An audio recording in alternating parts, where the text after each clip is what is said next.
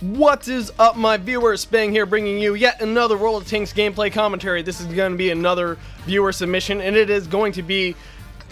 I actually didn't check, either 9.1 or 9.2, but we will find out after the match is done. Anyway, it is going to be standard battle on steps, one of the arty maps that really just leaves you with nowhere to hide. However, if you'll notice, there is no artillery in this match. It looks like DJ Navy SEALs has sent us in another replay.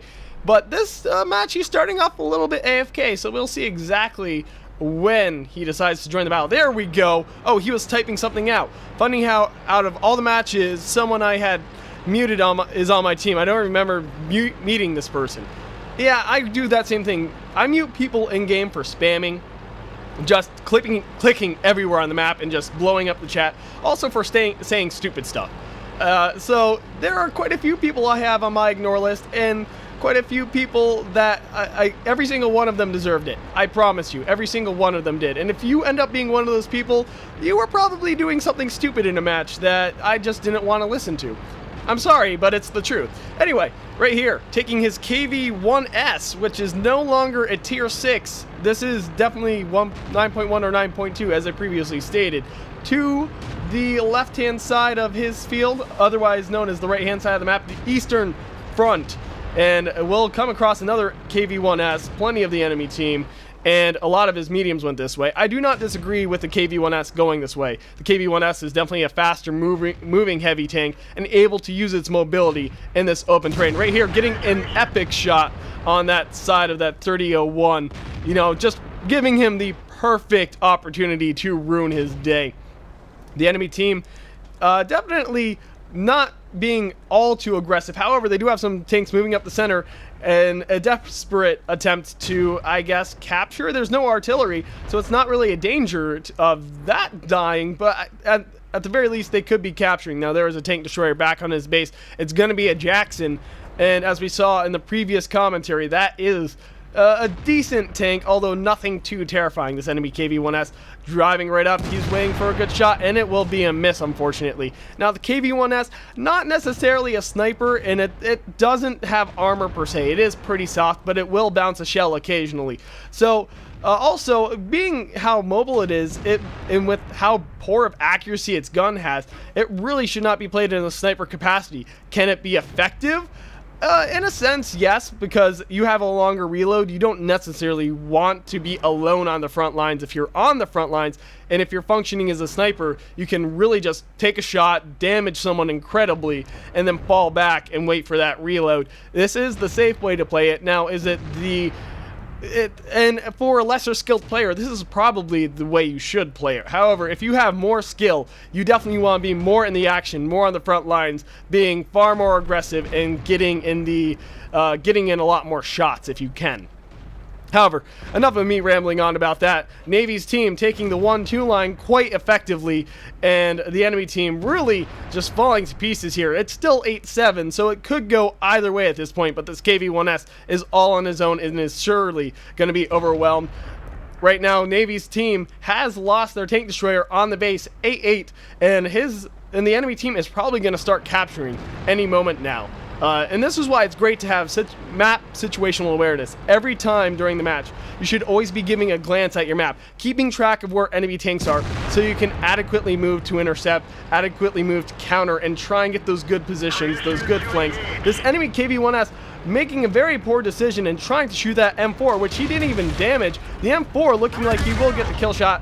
Well, an M4 did, not the regular Sherman, but the Jumbo managing to kill. Ooh, that Jumbo is nearly dead as well. He is just toying around with death at this point. This Yogg Panther could easily eliminate him if the Jumbo is not careful. Again, Navy's team decisively taking that 1-2 line. The enemy team, I guess that Jackson effectively killed those tanks before he died, because there's nothing back on his base. All the remaining enemies look to be in that general vicinity. Okay, the medium tank, which is that Chi-Ri, instead of capturing the base, which I believe he should have done, has tried to get a flank on the rear of Navy's team in the western front. Is that a bad decision? Like I said, yeah, I think it is. He should probably be capturing, especially considering his team is now losing 12-9, and even before, when it was 11-9 or even 10-9, it wasn't looking that great for his team, considering all things. This AT7 looks to be AFK, probably a considerable factor, especially when one of your tier 7s, okay, he isn't AFK, he is a bot. That's even worse. So, again, definitely not what you want to have on your team. One of your top tier tanks being either AFK or a bot is just absolutely terrible. It almost guarantees you're gonna have to work super hard to win the match, and you're probably gonna lose unless you do amazing or someone else on your team does amazing to make up for it. Really just wanting to get up in there, and I don't think, yeah, okay, this has to be 9.2 because it is compatible. It's not giving me that glitch, so it is going to be a 9.2 replay. I'm glad I was able to figure that out. And right here, he's getting shot by an invisible Tiger 1 and will possibly die. Wow, this enemy Tiger 1 really not lighting up. He's either got to have really good camo value, or everyone on Navy's team just has terrible spotting value. Tiger 1 managing to kill that Jumbo Sherman. Excuse me. And bouncing a shell off the turret of the KV-1S. Like I said, the KV-1S is capable of bouncing. It's just you gotta have the armor. It has to hit the armor just right. The KV-1 is, and I mean the KV-1S. Both KV-1 and KV-1S are pretty soft, but they do have their moments where they will bounce shells from either their tier or higher. So it's all about how the shell hits the angled armor. And like I said, if you look at the front of the KV-1S and the KV-1, they have some tricky angles on them. Now, move up Tiger. He's focused on the other side. Okay, telling his Tiger to move up. And that is going to, ooh, that Tiger is low health. So if this enemy Tiger is skilled enough, he could win this match for his team. Especially considering DJ Navy Seals is a one-shot as well as his friendly Tiger, which is now eliminated. It is anyone's match. The enemy team has made a comeback, and it could go either way. I mean, really, an M4 Sherman and a KV-1S versus a Tiger 1. I'm not sure how much health that Tiger 1 has, but it could be enough to win the match, especially considering Navy is just one shot away from death. The M4 Sherman staying on cap to try and lure the enemy Tiger 1 to that location. Navy making a good call here, trying to get a good flank on him, get that side shot, that unexpected hit. Ooh, not quite enough horsepower to make it up, and the Sherman getting hit. So the Tiger 1 will possibly eliminate. Oh, there it goes, the M4 Sherman. It is down to one-on-one. Tanko e Tanko, mano e mano, and it really could go either way. This enemy KV Tiger 1 doing absolutely outstanding. 8 kills, and at full health. I have no idea how DJ Navy Seals is gonna pull this one off. It is looking completely unwinnable. But the key word is, but the key thing is his gun damage. That is the absolute total factor here, is the amount of damage he can put out with one shot. If he gets off the right shot, the right number of shots, while causing enemy Tiger 1 to not play as cautiously, or maybe miss a shot, bounce a shot, just whatever he has to do. Another shot, ooh, and it bounces. There we go. The enemy Tiger 1, 2 shots away from death. And finally, DJ Navy Seals managing to get up on this hill, somehow managing to find the horsepower. I guess he just found the right approach. This enemy Tiger 1 still capable of one-shotting, and whereas DJ Navy Seals needs 2 shots. The enemy Tiger 1 trying to play a little tricky here and get a shot on him. He might have it, but still trying to find that angle. Pulling up, he's gonna get shot for another, oh, and a miss! DJ Navy Seals is now 1 shot for the Tiger. The Tiger now 1 shot for DJ Navy Seals. It could go either way.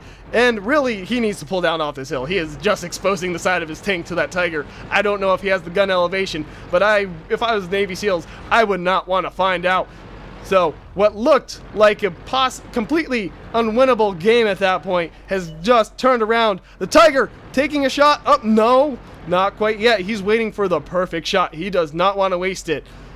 And Navy Seals playing risky, pulling out. The Tiger missed, and there we go. Game, set, and match. So a match that initially looked like it was going to Navy's team completely turned around, looked like it was the enemy's game to win towards the end, and then that enemy Tiger 1, who was performing so well for the entire match, just completely blew it, and from full health too.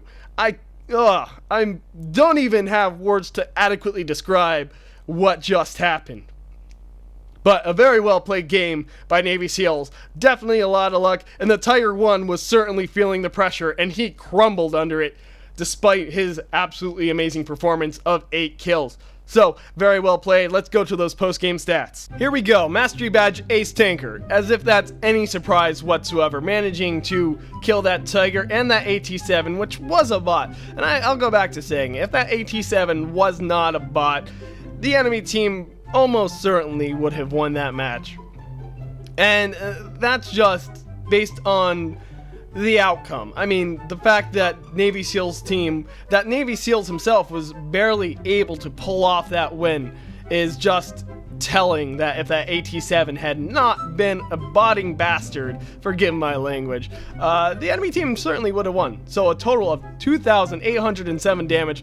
That is respectable even in a tier 8 tank, and he got it in a tier 6. The enemy team, ooh, that Tiger, wow. Look at all the damage on that Tiger, 4,060. And he got 3 medals. He got Radley Walters, of course, Top Gun, of course, and High Caliber, of course. That T-29 for the enemy team also doing a lot of damage, and that Yogg Panther not doing too shabby for himself either.